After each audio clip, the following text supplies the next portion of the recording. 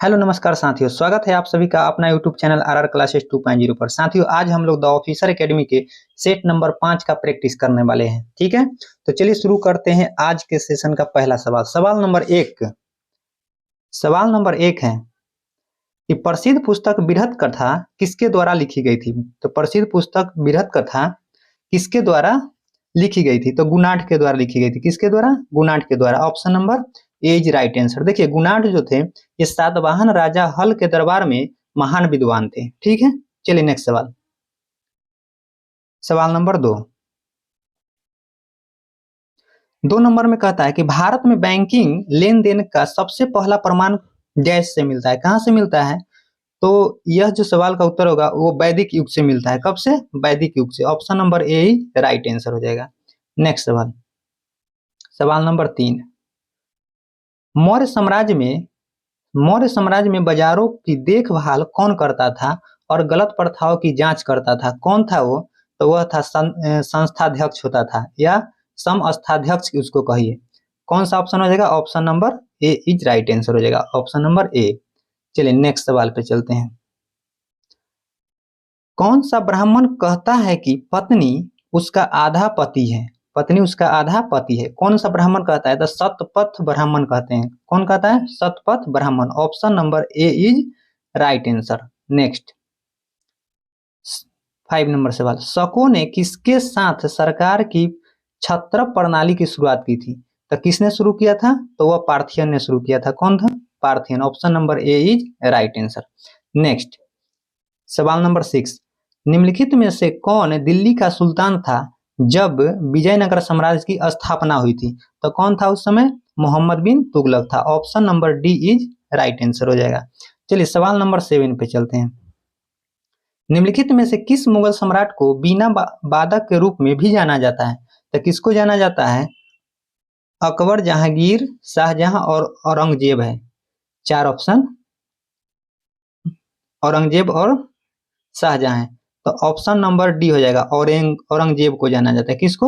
औरंगजेब को। चलिए नेक्स्ट सवाल। कौन सा मुगल बादशाह गाजी की उपाधि से गद्दी पर बैठा था? कौन सा मुगल बादशाह गाजी की उपाधि से गद्दी पर बैठा था? तो वह था जहांगीर। कौन था? Jahangir. Option number B is right answer. सवाल नंबर 9 को देखिए। 9 में कहता है कि फौजदार और अमल गुजर मुगल काल में सरकार के प्रमुख अधिकारी थे। अमल गुजर निम्नलिखित में से किस ऑपरेशन से संबंधित थे? तो अमल गुजर जो थे वो राजस्व से संबंधित थे। किससे संबंधित थे? राजस्व से। Option number B is right answer हो जाएगा।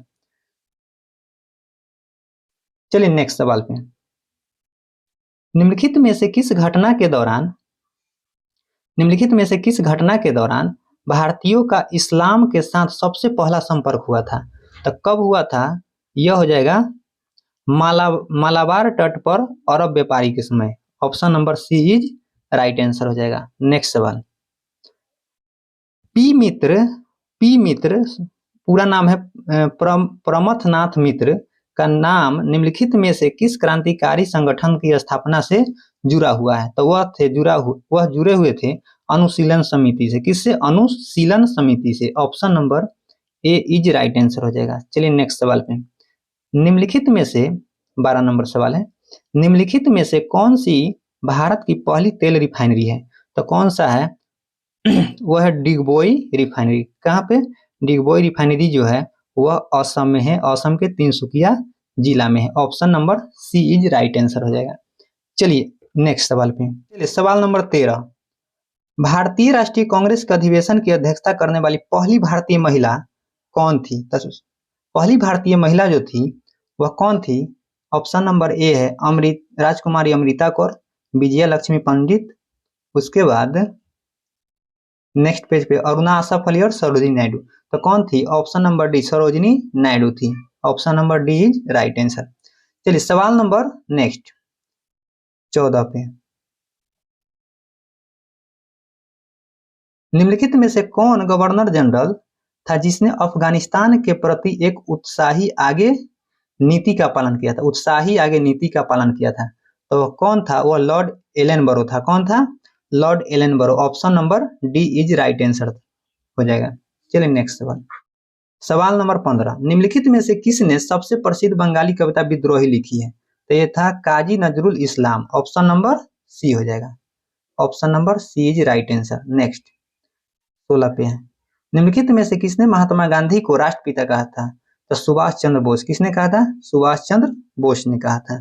देखिए सुभाष चंद्र बोस जब वे 1944 ईस्वी में सिंगापुर से एक रेडियो में भारत के लोगों को संबोधित कर रहे थे, उसी समय ने महात्मा गांधी को राष्ट्रपिता बोले थे। ठीक है, चलिए नेक्स्ट सवाल। सवाल नंबर 17, निम्नलिखित में से किस नेता को 1885 में बॉम्बे में भारतीय राष्ट्रीय कांग्रेस के पहले सत्र के नमक कर के खिलाफ आवाज उठाने के लिए जाना जाता है? तो कौन थे वो? वह एस.ए. स्वामीनाथ अय्यर थे। कौन थे? SA. Swaminath Iyer. Option number B is right answer हो जाएगा। एस.ए. स्वामीनाथ अय्यर, इसको तंजावुर स्वामीनाथ अय्यर भी कहा जाता है। ठीक है, नेक्स्ट, निम्नलिखित में से किस अधिनियम के तहत भारत में सिविल सेवा की शुरुआत हुई थी? सिविल सेवा की शुरुआत जो हुई थी वह 1833 के चार्टर एक्ट के अधिनियम के तहत हुआ था। Option number B is right answer हो जाएगा। नेक्स्ट, अखिल भारतीय किसान सभा की स्थापना किसके द्वारा 1936 में भारतीय राष्ट्रीय कांग्रेस के लखनऊ अधिवेशन में की गई थी? तो किसके द्वारा की गई थी? सहजानंद सरस्वती के द्वारा। किसके द्वारा? सहजानंद सरस्वती के द्वारा। Option number B is right answer. Next, Hindi भाषा का पहला समाचार पत्र उदंत मार्तंड किसने प्रकाशित किया था? तो किसने प्रकाशित किया था? जुगल किशोर शुक्ल ने। किसने? जुगल किशोर शुक्ला ने किया था। Option number A is right answer. चलिए नेक्स्ट सवाल पे, कौन सा 21 कौन सा केंद्रीय मंत्रालय 2.0 को नया करने यानी एकीकृत करने और बनाए रखने के लिए शहर के निवेश को लागू किया है? तो यह कौन किया है? आवास और शहरी मामलों के मंत्रालय ने। Option number B is right answer हो जाएगा। Option number B. 22 नंबर, किस संस्था ने national mission for mentoring launch किया है? किस संस्था ने national mission for mentoring launch किया है? सवाल नंबर 22 था। एनसीटीई ने। कौन किया है? NCTE. Option number B is right answer. Next सवाल, किस केंद्रीय मंत्रालय ने गोवर्धन के लिए एकीकृत पंजीकरण पोर्टल लॉन्च किया है? तो कौन किया है? जल शक्ति मंत्रालय। कौन? जल शक्ति मंत्रालय। Option number A. अभी जल शक्ति मंत्रालय गजेंद्र सिंह शेखावत है। चलिए नेक्स्ट सवाल पे चलते हैं। सवाल नंबर 24,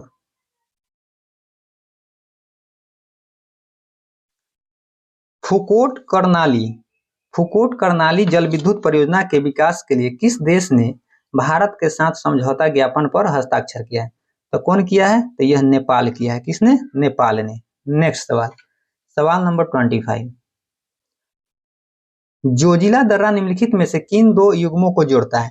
जोजिला दर्रा जो है वह श्रीनगर को लेह से जोड़ता है। किसको? श्रीनगर से लेह को जोड़ता है। Option number D is right answer. चलिए सवाल नंबर 26 पे, जवाहरलाल नेहरू पोर्ट डैश पर स्थित है? तो जवाहरलाल नेहरू पोर्ट मुंबई में है। कहाँ पे? मुंबई में है। Option number A is right answer. देखिए जवाहरलाल नेहरू पोर्ट को नवा सेवा के रूप में भी जाना जाता है। 27, अंडमान और निकोबार द्वीप समूह की सबसे ऊंची चोटी सैडल पीक डैश में स्थित है? सैडल पीक जो है उत्तरी अंडमान में स्थित है। कहाँ पे स्थित है? उत्तरी अंडमान में स्थित है। Option number D is right answer. Next, Bharat का कृत्रिम बंदरगाह कौन सा है? भारत का कृत्रिम बंदरगाह जो है चेन्नई बंदरगाह। कौन सा हो जाएगा? Option number B. नेक्स्ट सवाल, भारत में प्रायद्वीपीय नदी से जुड़ा उच्चतम जल निकासी बेसिन डैश है? कौन सा है? तो कृष्णा। कौन है? Krishna. Option number B is right answer होगा, कृष्णा। चलिए नेक्स्ट, ट्रांस हिमालय नदियां डैश है? तो ट्रांस हिमालय नदियां जो है वो ब्रह्मपुत्र, सिंधु और सतलज है। ऑप्शन नंबर बी है, ब्रह्मपुत्र, सिंधु और सतलज। चलिए नेक्स्ट सवाल पे 31 पे, भारत के स्थलाकृति मानचित्र कौन तैयार करता है? तो भारत की स्थलाकृति मानचित्र कौन तैयार करता है? तो यह भारतीय सर्वेक्षण करता है। कौन करता है? भारतीय सर्वेक्षण, ऑप्शन नंबर बी। नेक्स्ट, धर आयोग के संबंध में निम्नलिखित में से कौन सा कथन सत्य नहीं है। अब बताना है कि कौन सा कथन सत्य नहीं है। तो इसका गठन डॉक्टर राजेंद्र प्रसाद ने किया था, ये बिल्कुल सही है। इसका गठन जून 1948 में हुआ था, ये बात भी ठीक है, 1948 में हुआ था। यह एक भाषाई प्रांत आयोग था, बिल्कुल सही है, तीनों सही है। यानी दी में कहता है इनमें कुल 3 सदस्य थे, नहीं यही गलत है, इसमें 3 सदस्य नहीं थे। इसका गठन डॉक्टर राजेंद्र प्रसाद ने 1948 में किया था। ठीक है, ये ऑप्शन नंबर डी इसका राइट आंसर हो जाएगा, ये नहीं है। 33, केंद्रीय सतर्कता आयोग सीबीसी किस मंत्रालय के अंतर्गत कार्य करता है।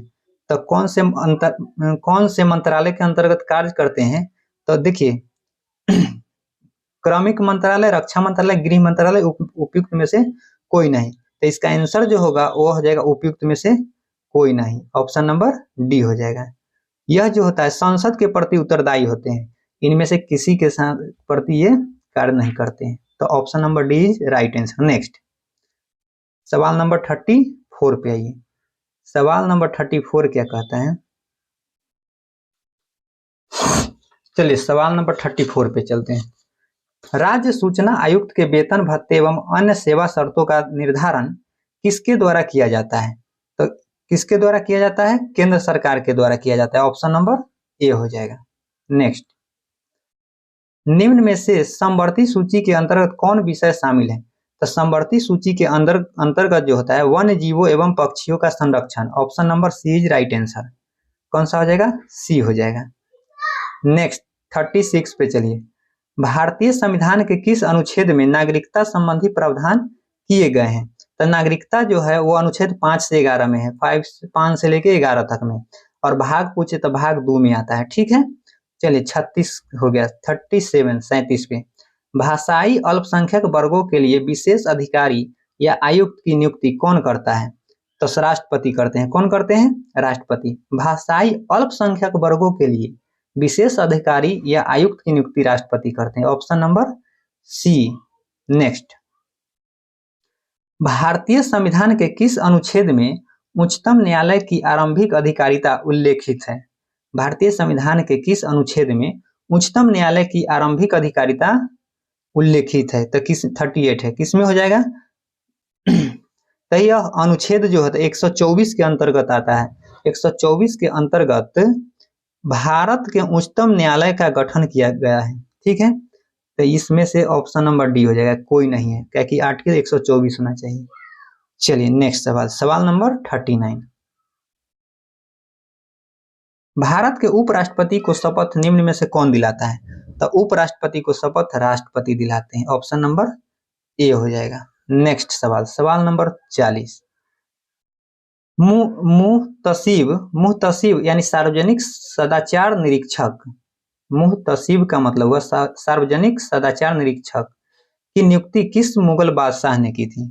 तो कौन सा मुगल बादशाह ने किया था, इसका ऑप्शन देख लेते हैं। अकबर, जहांगीर, शाहजहां और औरंगजेब। तो किसने किया था, तो औरंगजेब ने किया था, ऑप्शन नंबर डी। नेक्स्ट सवाल 41, कौन से बौद्ध साहित्य में बौद्ध संघ के लिए बनाए गए नियमों का वर्णन मिलता है। तो किसमें मिलता है, सूत पिटक, विनय पिटक, अभिधम पिटक, बुद्ध चरित्र, किसमें है। तो option number B is right answer हो जाएगा, विनय पिटक में है। ठीक है, नेक्स्ट सवाल, ह्वेनसांग ने किस शासक का उल्लेख शक्रादित्य नाम से किया है। ह्वेनसांग ने किस शासक का उल्लेख शक्रादित्य नाम से किया है। तो कुमारगुप्त प्रथम को किया है, किसको, ऑप्शन नंबर बी हो जाएगा। देखिए कुमारगुप्त प्रथम चंद्रगुप्त द्वितीय और रानी ध्रुवा देवी की पुत्र थे। ठीक है, और कुमारगुप्त ने ही नालंदा विश्वविद्यालय की नींव रखी थी, ठीक रखे थे। चलिए नेक्स्ट सवाल पे आते हैं। निम्नलिखित में से मौर्य साम्राज्य के 4 प्रांतों में से कौन सा प्रांत की राजधानी पूर्व में अवस्थित था। तब पूर्व में अवस्थित था, तो इसका उत्तर जो होगा वो तोसली था। कौन था, तोसली कही या तोखली था, यही ऑप्शन में आता है, तोसली या तोखली होता है। तो option number A is right answer हो जाएगा। देखिए ये 4 दिशा होता है, ऊपर होता है उत्तर, नीचे दक्षिण, इधर ईस्ट और इधर वेस्ट, इधर नॉर्थ है, इधर साउथ है। तो अभी पूछा पूर्व में अवस्थित था, तब पूर्व में तोखली, इधर तोखली था। तो पश्चिम में अगर पूछे तो पश्चिम में इधर उज्जैन होगा। कौन सा? पश्चिम में उज्जैन होगा। और उत्तर में तक्षशिला होगा और दक्षिण में होगा स्वर्णगिरी। दक्षिण में कौन सा? स्वर्णगिरी होगा। चलिए नेक्स्ट सवाल पे चलते हैं। निम्नलिखित में से कौन मोहम्मद बिन तुगलक द्वारा शुरू किया गया कृषि का नया विभाग था? कृषि का एक नया विभाग था। तो 44 का आंसर जो होगा वो क्या होगा? दीवान ए मुस्तखराज था। दीवान ए मुस्तखराज था। Option number D is right answer हो जाएगा। चलिए नेक्स्ट सवाल पे।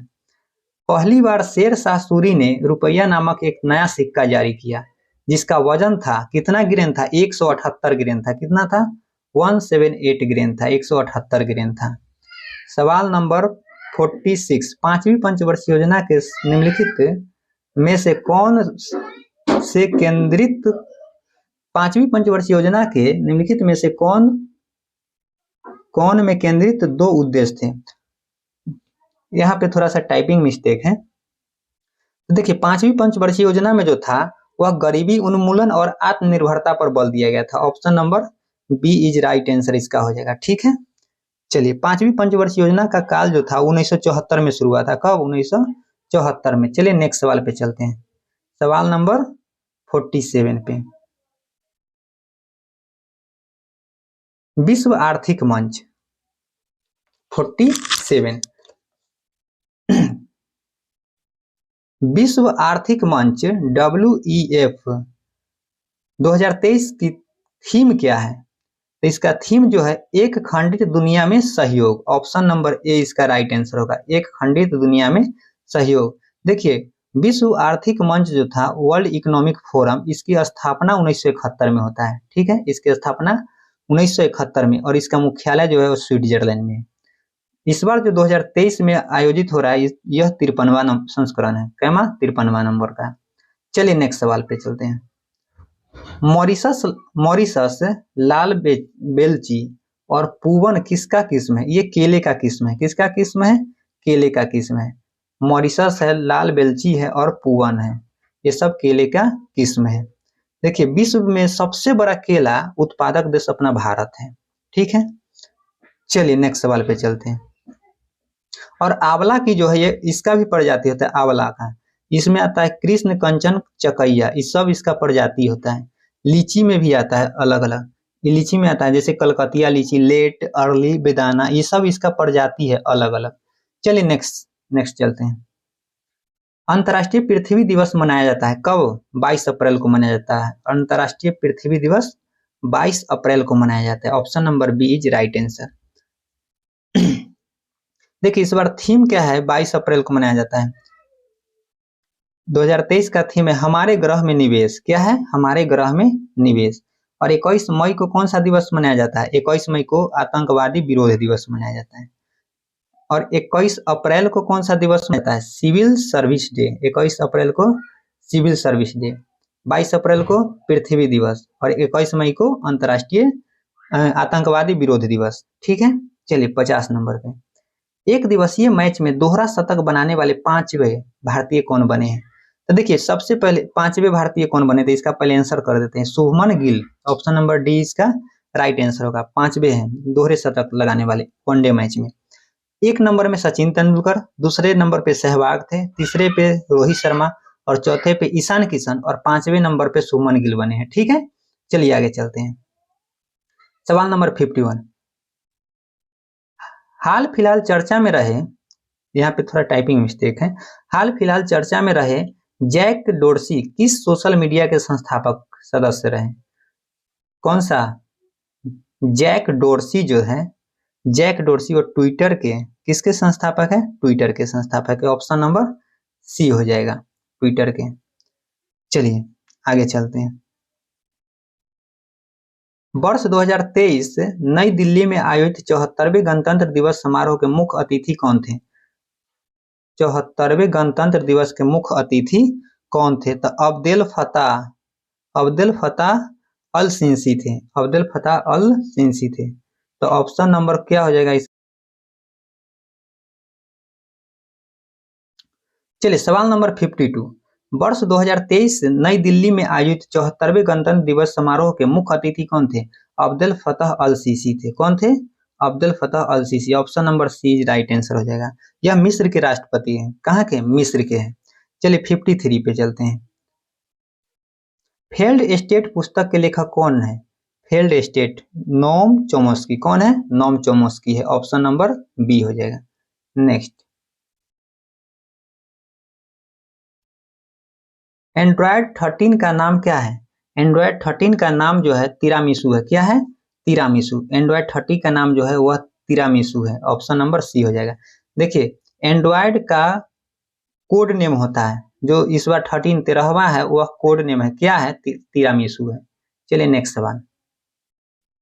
निम्नलिखित में से किसे दुनिया के कहवा पत्तन के नाम से जाना जाता है? कहवा यानी कॉफी पत्तन के नाम से जाना जाता है। तो किसको जाना जाता है? तो सेंटोस को जाना जाता है। किसको? सेंटोस को। Option number D is right answer है। देखिए, सेंटोस को दुनिया के कॉफी पत्तन के रूप में जाना जाता है। भारत में, अगर भारत में पूछे तो कर्नाटक सबसे आगे है।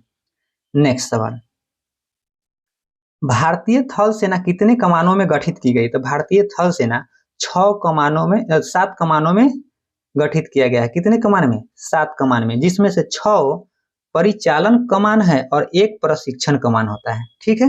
नेक्स्ट सवाल 57, Indian Institute of Tropical Meteorology, Indian Institute of Tropical Meteorology संस्थान का मुख्यालय कहाँ स्थित है? तो यह पुणे में स्थित है। कहाँ पे है?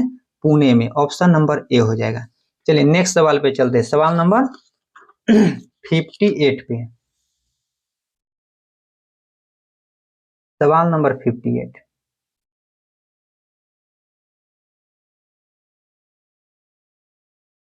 जल में उपस्थित तेल क्षेत्रों का पता लगाने के लिए किस मापक यंत्र का प्रयोग किया जाता है? तो यह प्रयोग ग्रेविमीटर का किया जाता है। कौन सा? ग्रेविमीटर का। Option number C is right answer. देखिए, इसमें और सारा ऑप्शन है, जैसे क्राइमोग्राफ है। कैमोग्राफ से रक्त दाब धड़कन का अध्ययन किया जाता है। और वही 2 नंबर पे जो दिया है कैलिपर्स, कैलिपर्स में छोटी दूरी मापने वाला एक यंत्र होता है कैलिपर्स। और नीचे जो दिया है कैनेस्कोप, यह एक प्रकार का टेलीविजन स्क्रीन के रूप में यह होता है। ठीक है। चलिए नेक्स्ट सवाल पे। प्रदूषण के अध्ययन में एसपीएम किसे निर्दिष्ट करता है? मतलब एसपीएम का फुल फॉर्म क्या होता है, ये आपको बताना है। सवाल नंबर 59 में। तो एसपीएम का मतलब होता है expanded particulate matter. Option number D में देखिए, एक्सपेंडेड पार्टिकुलेट मैटर होता है। ऑप्शन नंबर डी इसका राइट आंसर हो जाएगा। चलिए सवाल नंबर 60 पे। नेसेट संसद का नाम है। नेसेट किस संसद का नाम नेसेट है, ये आपको बताना है। तो इजराइल के संसद को नेसेट कहते हैं। इजराइल के संसद को क्या कहते हैं? नीसेट कहते हैं, नेसेट। उसी तरह ऊपर देखिए, कंबोडिया के संसद को क्या कहते हैं? तो नेशनल असेंबली कहते हैं। क्या कहते हैं? National assembly. ईरान के संसद को क्या कहते हैं? मजलिस कहते हैं। ईरान के संसद को मजलिस। और फ्रांस के संसद को नेशनल असेंबली कहते हैं। चलिए नेक्स्ट सवाल पे। बिहार के किस व्यक्ति को पद्मश्री 2023 दिया गया है? तो बिहार के 3 लोगों को पद्मश्री पुरस्कार दिया गया इस बार। कितने लोगों को? 3 लोगों को। तो कौन कौन थे वो? तो सवाल ऑप्शन नंबर ए देखिए, सुश्री सुभद्रा देवी कला के क्षेत्र में, आनंद कुमार साहित्य और शिक्षा के क्षेत्र में, कपिल देव शर्मा प्रसाद कला के क्षेत्र में। मतलब ये तीनों लोगों को मिला हुआ है। तो ऑप्शन नंबर क्या हो जाएगा? डी इसका राइट आंसर हो जाएगा। क्या होगा? डी हो जाएगा। नेक्स्ट सवाल 62 पे आइए।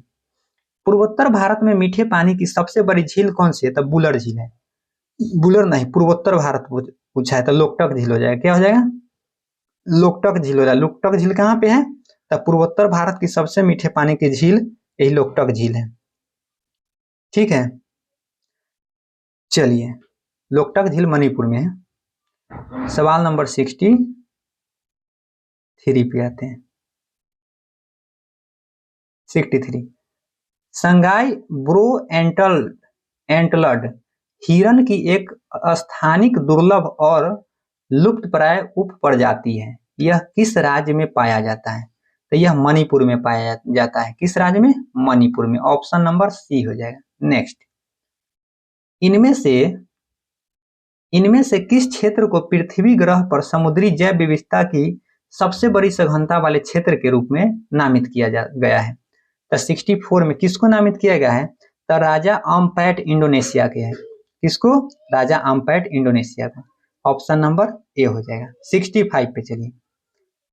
सिक बिल्डिंग सिंड्रोम यानी SBS किस घटना का वर्णन करता है? तो इंडोर वायु प्रदूषण को प्रदर्शित करता है। किसको? इंडोर वायु प्रदूषण को। Option number A is right answer. 66। दूसरों के सापेक्ष अपनी स्थिति के आधार पर किसी पिंड द्वारा धारण की गई ऊर्जा क्या कहलाता है? तो क्या कहलाता है? स्थितिज ऊर्जा कहलाता है। क्या कहलाता है? स्थितिज ऊर्जा। ऑप्शन नंबर डी हो जाएगा। नेक्स्ट, एक सिंचाई प्रणाली के उर्वरकों, मिट्टी के संशोधनों और अन्य पानी में घुलनशील पदार्थों के अंतः सर्वेक्षण को क्या कहा जाता है? ऑप्शन नंबर ए दिया है निषेचन, ऑप्शन नंबर बी दिया है ऑप्शन नंबर बी दिया है, चलिए देख लेते हैं, फर्टिगेशन, और सी में है ड्रिप सिंचाई और डी में है पर्ण आहार। तो इसका जो आंसर होगा वो फर्टिगेशन होगा। ऑप्शन नंबर बी हो जाएगा। नेक्स्ट सवाल 68 पे चलिए। यूएनईपी का क्या मतलब है? यूएनईपी का फुल फॉर्म क्या होता है? UNEP United Nation environment programme होता है। ठीक है, तो यही चीज अगर हिंदी में देखे तो संयुक्त राष्ट्र पर्यावरण कार्यक्रम होगा। ऑप्शन नंबर सी हो जाएगा। चलिए next, UNEP United Nation environment programme होता है। 69, किस ऊंट की प्रजाति की पीठ पर 2 कुबर होते हैं? तो किसके पीठ पर 2 कुबर होते हैं ये आपको बताना है। तो ऑप्शन नंबर सी को देखिए, बैक्ट्रियन ऊंट है उसी के 2 कुबर होते हैं, बैक्ट्रियन ऊंट को। ऑप्शन नंबर सी, बैक्ट्रियन ऊंट को। ऑप्शन नंबर सी हो जाएगा। नेक्स्ट 70, देखिए प्रोजेक्ट टाइगर भारत सरकार द्वारा शुरू किया गया एक बाघ संरक्षण कार्यक्रम है। प्रोजेक्ट टाइगर कब शुरू किया गया था, यही इस सवाल में कह रहा था। प्रोजेक्ट टाइगर जो था 1973 में। कब आया था? 1973 में। इस सवाल का उत्तर जो होगा वो ऑप्शन नंबर ए हो जाएगा। नेक्स्ट देखिए, पढ़ लीजिए सवाल को। प्रोजेक्ट टाइगर भारत सरकार द्वारा शुरू किया गया एक बाघ संरक्षण कार्यक्रम है जो बंगाल के बाघों की उनके प्राकृतिक आवासों में एक व्यवहार्य आबादी सुनिश्चित करता है और उन्हें विलुप्त होने से भी बचाता है। इसे किस वर्ष लॉन्च किया गया था? तो 1973 में। क्या हो जाएगा? ऑप्शन नंबर ए हो जाएगा। नेक्स्ट, भारत के पहले राष्ट्रीय उद्यान का नाम बताइए। तो सबसे पहले राष्ट्रीय उद्यान जो था उसका नाम बताइए। हैली राष्ट्रीय उद्यान। कौन सा? हैली राष्ट्रीय उद्यान है। 1936 में स्थापित किया गया था। कब? 1936 में। सवाल नंबर नेक्स्ट, मॉन्ट्रियल प्रोटोकॉल की पहली बैठक निम्नलिखित में से किस स्थान पर आयोजित की गई थी? तो कहाँ पे आयोजित की गई थी? इसका सही उत्तर हेलेंस्की हो जाएगा। कहाँ पे? हेलेंस्की में। Option number B. 73 पे आइए। ऊर्जा के किस रूप में प्रदूषण की समस्या नहीं होती है? कोयला, परमाणु, पेट्रोलियम। एक और ऑप्शन इधर होगा, इधर क्या है? सौर है, मतलब सोलर एनर्जी। तो कौन सा ऑप्शन हो जाएगा? ऑप्शन नंबर डी, सूर्य के प्रकाश से कोई प्रदूषण नहीं फैलता है। 74 पे आइए। मानव गतिविधियों से परिवर्तित पर्यावरण क्या कहलाता है? तो उसको क्या कहलाता है? एंथ्रोपोजेनिक पर्यावरण कहलाता है। क्या कहलाता है? एंथ्रोपोजेनिक पर्यावरण। Option number B. Option number B. Next, औद्योगिक मलबे से सर्वाधिक रासायनिक प्रदूषण होता है। औद्योगिक मलबे से सर्वाधिक रासायनिक प्रदूषण होता है किससे? तो चमड़ा उद्योग से होता है। किससे होता है? चमड़ा उद्योग से होता है। Option number A is right answer. चलिए सवाल नंबर 76, लोहे की छड़ों की चादरों पर किसकी परत चढ़ाई जाती है? तो लोहे की छड़ों की चादरों पर जिंक की परत चढ़ाई जाती है, जंग से बचाने के लिए। नेक्स्ट सवाल 77, केंद्र की ओर लगने वाले बल को किस नाम से जाना जाता है? तो अभिकेंद्रीय बल उसको कहा जाता है। क्या कहा जाता है? अभिकेंद्रीय बल। Option number D is right answer. Next, Newton के गति के तीसरे नियम, देखिए प्रति नहीं, यह गति है। न्यूटन के गति के तीसरे नियम के अनुसार क्रिया तथा प्रतिक्रिया से संबंध बल क्या है? तो हमेशा भिन्न भिन्न वस्तुओं पर लगे होने चाहिए, दिशा समान होनी चाहिए। ऑप्शन नंबर जो है, यह ऑप्शन नंबर जो है, ऑप्शन नंबर इसका क्या हो जाएगा, तो सी हो जाएगा। क्या होगा, ऑप्शन नंबर सी हो जाएगा। नेक्स्ट सवाल 79, पृथ्वी के चारों ओर चंद्रमा किस बल के कारण गति करता है? तो पृथ्वी के चारों ओर चंद्रमा गुरुत्वाकर्षण बल के कारण गति करता है। 79 हो गया। अब चलिए 80 नंबर पे। 80 नंबर, सवाल नंबर 80 में कहता है इनमें से कहाँ ध्वनि नहीं चल सकती है? तो ध्वनि निर्वात में नहीं चलती है। कहाँ पे? निर्वात में, क्योंकि ध्वनि ध्वनि को हमेशा संचरण के लिए क्या चाहिए, मीडियम यानी माध्यम चाहिए। निर्वात में ध्वनि नहीं चलती है। नेक्स्ट सवाल नंबर 81, रोगी के दिल के धड़कन को सुनने के किस यंत्र का उपयोग किया जाता है? तो स्टेथोस्कोप, जो जिसको हम लोग आला कहते हैं, उसको क्या नाम है, stethoscope. Option number A. Next सवाल, प्रकाश किस प्रकार की तरंग है? तो प्रकाश एक अनुप्रस्थ तरंग है। कैसी तरंग है? अनुप्रस्थ तरंग है। ध्वनि अनुदैर्घ्य तरंग है। अगर ध्वनि को रहता है तो अनुदैर्घ्य मारते ना। चलिए नेक्स्ट, इनमें से कौन कौन प्राश्रव्य ध्वनि को सुन सकते हैं? प्राश्रव्य ध्वनि जो होता है, प्राश्रव्य अल्ट्रासोनिक वेव्स, वो 20,000 हर्ट्ज से ऊपर की ध्वनि होती है। ठीक है, 20,000 हर्ट्ज से ऊपर की तरंग होते हैं, उसको प्राश्रव्य तरंग कहते हैं। तो उसको सुनता है, चमगादड़ भी सुन लेता है। ठीक है, चमगादड़, पोर्पोइज, डॉल्फिन, ये सभी सुन लेता है। तो इसका आंसर जो होगा वो डी नंबर हो जाएगा। इसके अलावा कुछ और जानवर होते हैं जो सुनते हैं, जैसे कुत्ता, बिल्ली और चमगादड़, ये सभी अल्ट्रासोनिक तरंग को, वेव्स को सुन लेते हैं। ठीक है, नेक्स्ट सवाल, रबी के फसल में कौन कौन शामिल है? तो रबी के फसल में चना, मटर, सरसों, ये सभी। ऑप्शन नंबर डी इसका राइट आंसर होगा। सभी शामिल है, सभी रबी फसल है। और रबी फसल की बुआई जो होता है अक्टूबर नवंबर में की जाती है। नेक्स्ट 85 नंबर, जीवाश्म ईंधन जलने से क्या बनता है? तो जीवाश्म ईंधन के जलने से कार्बन मोनोऑक्साइड बनता है। कार्बन मोनोऑक्साइड उपयुक्त में से कोई नहीं, कार्बन मोनोऑक्साइड बनता है, CO। 86, फसलें कितने प्रकार की होती है? तो फसल, रबी फसल, खरीफ फसल और जायद फसल, तीनों प्रकार की होती है। तो उपयुक्त में से सभी मारिए। नेक्स्ट सवाल, इधर आसान सवाल सब है। उर्वरक मिट्टी को क्या प्रदान करता है? तो उर्वरक जो है मिट्टी को नाइट्रोजन, फास्फोरस, पोटेशियम, ये सभी चीज प्रदान करता है। ऑप्शन देखिए आगे का, तो ऑप्शन उपयुक्त में से सभी क्या हो जाएगा, उपयुक्त में से सभी हो जाएगा। नेक्स्ट, भारत में सिंचाई के कौन कौन से स्रोत है? भारत में सिंचाई के कौन कौन से स्रोत हैं? तो भारत में नदी से भी होता है, कुआं और तालाब, उपयुक्त में से सभी। ठीक है, चलिए नेक्स्ट सवाल पे चलते हैं। सवाल नंबर 89, विद्युत धारा का एसआई मात्रक क्या होता है? तो विद्युत धारा का एसआई मात्रक एम्पियर होता है। क्या होता है? एम्पियर होता है, ampere. Option number C. Next, निकट दृष्टि दोष के लिए कौन सा लेंस उपयोग किया जाता है? तो निकट में कितने अक्षर है? तो 3 अक्षर है, निकट। तो इसका उत्तर जो होगा 4 अक्षर वाला होगा, अवतल, अवतल, 4 अक्षर वाला। चलिए नेक्स्ट, अगर दूरदृष्टि पूछता तो 3 लेटर वाला उत्तल मारते हैं, लेकिन यहाँ पूछा है निकट, तो अवतल लेंस। साथियों 90 क्वेश्चन ही इसमें जीके जीएस के हैं। अब इसके बाद मैथ रीजनिंग का है। ठीक है, तो आज के सेशन यहीं पे समाप्त होता है। चलिए, अगर आपको ये वीडियो पसंद आए तो लाइक कीजिए, चैनल पर नए हैं तो आप सब्सक्राइब कर दीजिए। धन्यवाद।